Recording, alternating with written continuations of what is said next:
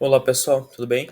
Esse vídeo é para a gente atualizar sobre o CAFOF 11, fundo de fundos da CNEA, bastante descontado, duplo desconto, né? E aqui a gente vai ver os dados gerais. Então, sendo negociado a R$ 72, chegou a estar R$ 64 um tempo atrás, a gente vai ver aqui no gráfico, e está pagando dividend yield até um pouco baixo, né? Pelo preço que está hoje. Então, vamos ver aqui 6 meses, ó. As mínimas ali em 19 de dezembro, né, como muitos outros fundos, deu uma recuperada recente, 10%, estava sendo negociado a 66, 65 e já está em 72. A gente já viu no relatório. É um motivo ser mais macro, né? Um pouco da desconfiança aí abaixou.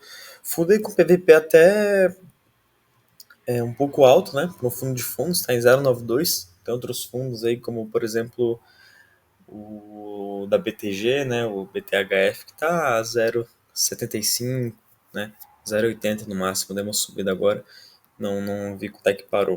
O último rendimento, 75 centavos, corresponde ao dividend yield de 1,1, tá?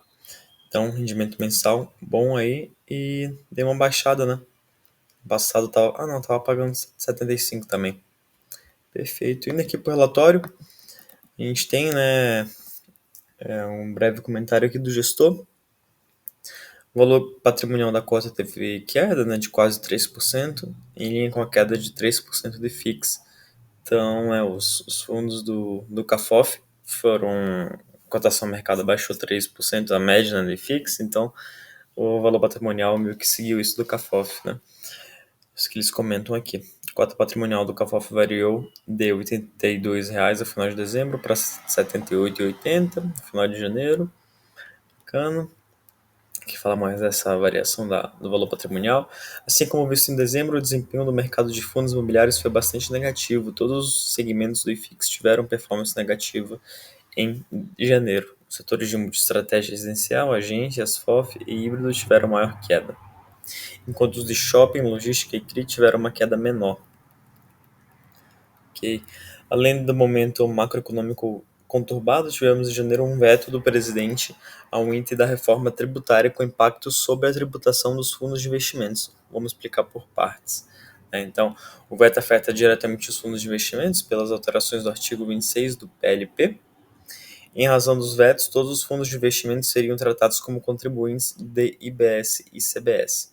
De forma publicada, o veto não afeta apenas FDICs, FIIs e FIAGROS, mas seria necessário avaliar se as operações realizadas por qualquer tipo de fundo podem ser enquadradas como operações tributadas pelo IBS e pela CBS. Né? Bom, aqui eles comentam outros vários pontos aqui, né? Apesar dessa interpretação por o escritório de advocacia, o Ministério da Fazenda negou, em 18 de janeiro, que o governo tem a intenção de tributar os fundos de investimentos, né? Isso eu lembro de ter acontecido, né? O ministro Haddad tentou dar uma acalmada no mercado, dizendo que não era intenção, que não foi por esse motivo, né, de tributar. Em 28 de janeiro foi publicado pela imprensa que o ministro da Fazenda, Fernando Haddad, afirmou que o governo federal vai alterar o texto da reforma tributária. Então, bacana, né? Teve bastante pressão dos deputados também para que isso fosse revertido. Em nossa visão, os pontos 3 e 4 direcionam que não haverá mudanças na tributação dos FIIs e FIAGROS. Bacana. Mas no caso dos FIIs de ativos reais estarem sujeitos à tributação em suas receitas, qual é o impacto? Os efeitos práticos começarão em 2027, com uma alíquota aplicada sobre a receita de locação que se inicia em 2,7, podendo atingir 8,1. Então fala que mesmo que se fosse efetivada nessa taxação, só teria impacto para 2027. Então, né, as cotas reagiram pela especulação, abriu uma janela boa de compra e provavelmente isso não vai nem ser efetivado, né? Com essa lei complementar aprovada pelo Legislativo em dezembro de 2024, trata o IBS e CBS e não o IR e CSLL. Assim, os dividendos finais distribuídos pelos FIIs e FIAGROS permanecem isentos. Okay? Aqui fala da situação fiscal do Brasil, permanece igual, né? Desconfiança fiscal. Provavelmente aqui daqui a pouco vai comentar da taxa de juros subindo, e IPCA ali por volta de 5%, 5,5%.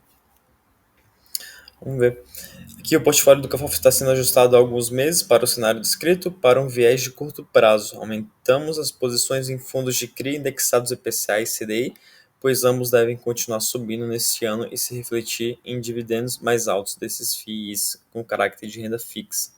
Também interessante, fundo aí pensando a curto prazo, comprando fundos imobiliários indexados, né, o papel ali, PCA e CDI, que estão aumentando, né? A geração de resultado do GAFAF foi positiva em janeiro e incorpora os pagamentos extraordinários de final do segundo semestre de 2024 e o aumento do resultado dos fundos de CRI investidos. Sobre as movimentações, vendemos posições de fundos de renda urbana, representando 1,8% do patrimônio, e compramos posição de fundos de CRI, representando 1,3% do patrimônio. Também vendemos o remanescente do LCI, que representava 1,8% do patrimônio, para alocar em fundos imobiliários com perspectivas positivas de resultado. Né? Então aqui fala das movimentações, não especificou, vamos ver se eles vão trazer um detalhe depois. Investimentos em imóveis por fundos imobiliários. Os investimentos em imóveis consistem em oferir um retorno de locação e um retorno de valorização do bem no tempo.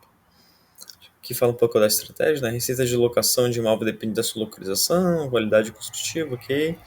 Bom, aqui fala mais das características de estratégia, né? Que fala do efeito da inflação no preço dos imóveis, né? Então vai ganhar com os aluguéis e com a valorização também. E ao alocar em recursos em fundos imobiliários, o investidor precisa ter a visão da preservação de capital no longo prazo. Enfim, dá pra gente pular. Fundos imobiliários de tijolo não são ativos de renda fixa, e sim investimento em imóveis. E assim, como proprietário de um bom imóvel, não o vende com elevado desconto porque o CDI subiu. O investidor de FIIs não deveria vender um bom portfólio de imóveis apenas porque ele está e negocia diariamente. Que fala dessa relação dos investidores para vender na baixa, né? Quando está tudo caindo, e não, né? Deveria ser um momento de compra, né? Conseguiam carregar um imóvel bom, com bom dividendo, para perpetuidade. Perpetuidade. Bom, aqui fala de alguns exemplos, né? Mais texto, dá pra gente pular. Vamos ver se tem algo mais detalhado aqui. Aqui fala um pouco de característica dos shoppings, né? Por exemplo, de alguns imóveis. Aqui o crescimento de dividendos. Enfim, comenta de alguns setores. Vale a pena, quem tiver mais tempo e interesse, ler com cuidado para ver como é que tá os setores aí dos fundos imobiliários. Aqui, graficamente, né? Então, crescimento histórico do NOI, que a gente pode ver que desde janeiro de 2019 aqui está em crescimento anual histórico do NOI, bacana, rendimentos históricos aí crescentes, valor patrimonial, tá? Aqui o BRCO e o LVBI, acho que estão trazendo no detalhe dos fundos, dos fundos imobiliários que tem carteira, bem interessante. A gente já leu os relatórios dos fundos e aqui a gente consegue ver meio que consolidado um resumo. Aqui é a performance do IFIX, composição do rendimento, né? A gente tem aqui receita de FIIs, 81 centavos aqui veio de receita de FIIs. Reserva acumulada tem 32 centavos, né? E vai distribuir os 75 que a gente viu ali no Status Invest. Informações contábeis, né? Para a apuração dos recursos disponíveis para a distribuição do mês, são considerados os rendimentos de FIIs, as receitas financeiras e o resultado líquido de alienação de cotas de FIIs. Né? Então teve um pouco de venda aí. Recursos e disponíveis para distribuição. De janeiro, né? Resultado mensal aí 4 milhões. Tem uma reserva aí de 421 mil. Ok? Retorno total, então, aqui é mais gráfico de rentabilidade, dá para a gente pular. Valor patrimonial, né? Até nas datas passadas, desse crescimento, no caso, decréscimo da cota patrimonial. Vamos ver. Aí 2025, estamos falando de uma cota patrimonial em R$ 78,00. Em 2024, lá em fevereiro, estava R$ 97,00. Então, decresceu bastante, claro, né? Os fundos que estão no portfólio decresceram também. Aqui, desempenho do IFIX, de alguns setores. Negociação e liquidez, boa, né? 1,34 milhões de volume diário, boa liquidez. Alocação do fundo, 90% em fundos imobiliários, né, um fundo de fundos, tem 5,4% em CRI e 4,3% em caixa, tá? Estratégia tática 50%, estratégia imobiliária 46,2% e caixa de 4,3%. Aqui é um gráfico por categoria, né? Movimentação do mês, então, renda urbana se desfez aí, né? Algumas alienações de alguns fundos. Escritórios aqui positivo, então, acustou alguns. Fundos de CRI também acustou aí 1,26%. Escritórios foi bem pouco, né? 0,01%. Composição do portfólio de fundos imobiliários, maior concentração LVBI, seguido de HSML, Vigir 11, VISC, BRCA 11. LVBI 11, aliás, é um fundo muito bom que está bastante descontado aí por conta de uma vacância do grupo, agora esqueci, de uma empresa lá que está saindo de um galpão e vai abrir uma boa vacância. Tá? Análise de upside, então duplo desconto, aqui eles falam duplo desconto de 52,7%. Bom, e aqui o resumo dos CRIs, né? Tem esse CRI aqui, o devedor even, taxa CDI mais 2,55, PL 5,4%, né? Responde 5,4% do PL. Então só tem esse CRI, uma taxa boa aí, né? Mais high grade aí, quase high middle risk, mas muito bom. E aqui acaba o relatório. Bom, pessoal, dá pra gente ir pro nosso cálculo. Vamos ver aqui, ó, só uma questão. A gente está falando de um fundo que a maioria é fundo imobiliário de tijolo, né? A gente tem fundos imobiliários de CRI, 35%, ainda vai impactar bastante, porque eu vou usar aqui para fazer o cálculo, o de tijolo, vamos ver se ele está aqui, nem lembro.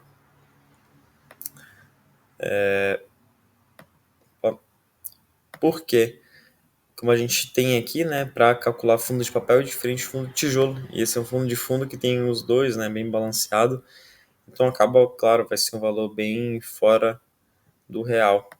Mas vamos fazer mesmo assim. Resultado da cota 69 centavos. Ah, não. Espera aí. Deixa eu selecionar mais recente. Foi um resultado menor? 69 centavos mesmo? Deixa eu ver.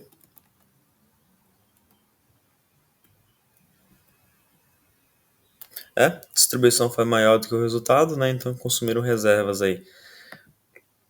Distribuição 75 centavos, tem uma reserva de 32, bacana, ganho de capital negativo, né? Então aqueles fundos imobiliários que eles venderam foram no prejuízo. Tem um guidance aí de 70 centavos a 80 centavos e está distribuindo aí na metade por enquanto. Ok? Para calcular o preço teto, vou considerar os 70 centavos. Então vamos pelo de tijolo. O spread 25, vou colocar 7,5 pelo momento delicado do mercado e com fundo de fundo acaba sofrendo bem mais, tá? E renda anualizada, vamos pegar aqui, 70 centavos e a gente tem um preço teto,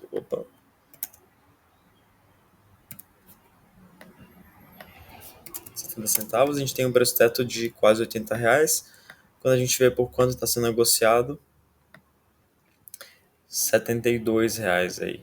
Então, tá representando desconto, mas como eu falei, né, o fundo aí tem 35% em fundos imobiliários de crédito, né, de fundo de papel, então acaba que esse valor aqui é distorcido, claro, o ideal seria fazer também um cálculo de papel para ver essa comparação, mas eu até lendo o relatório não vi as taxas, né, dos fundos imobiliários, eu teria que entrar fundo por fundo imobiliário de papel, ver quais são as taxas, fazer uma taxa média, isso é inviável, né. O fundo de fundo mesmo a gente consegue ver o desconto por aqui, né, PVP. Como a gente viu todo o relatório, eles atualizam o valor patrimonial, né? No site deles a gente tem até mais atualizado, então a gente sabe que o CAFOF está com 8% de desconto e ainda tem o desconto dos fundos imobiliários que estão dentro do CAFOF. Então isso é aquele duplo desconto que eles colocam no relatório. Enfim, fundo aí com bom desconto, fundos de fundos sofrem mais e tem maior potencial de valorização, né, quando reverter o ciclo. Enfim, não é nenhuma recomendação de compra nem de venda, mas pode estar sendo uma oportunidade para quem quer surfar aí no crescimento patrimonial aí nos próximos anos, quando o ciclo se reverter. Mas, né, depende da estratégia de cada um, não é nenhuma recomendação. Obrigado pela atenção, pessoal, e até o próximo vídeo.